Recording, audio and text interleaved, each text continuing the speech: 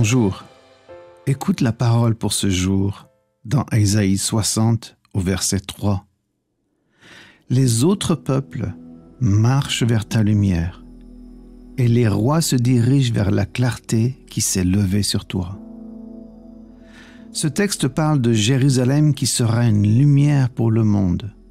Pour mieux le comprendre, lisons à partir du premier verset. Debout, Jérusalem, brille avec éclat, en effet ta lumière arrive. La gloire du Seigneur se lève sur toi.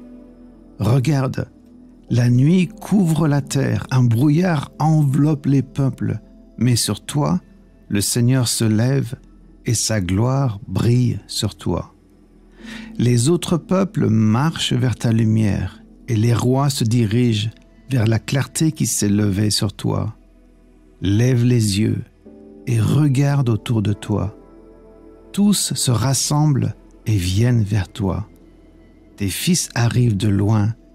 Tes filles sont portées dans les bras.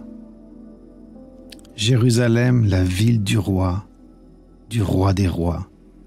Combien de fois j'ai vu ces autres peuples arriver de toutes les nations de la terre, en avion, en bateau.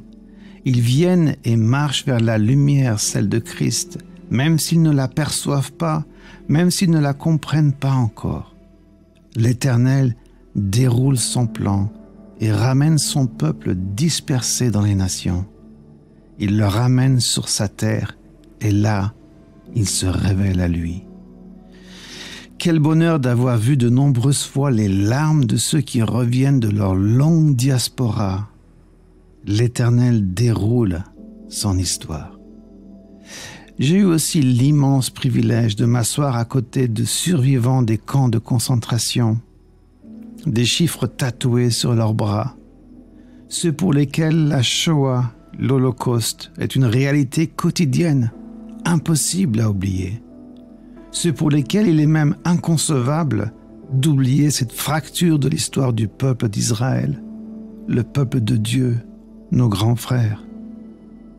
Le partage, le dialogue est extrêmement difficile. En tout cas, c'est comme ça que je le vis. Quoi dire? Comment le dire? Ai-je même le droit à la parole? Sur quelle base, sur quelle autorité puis-je parler? Tout comme lors d'un voyage au Rwanda quelques années après le génocide. J'étais jeune prédicateur avec une prédication par jour, jusqu'à ce que je me retrouve face à face avec les réalités de leur histoire.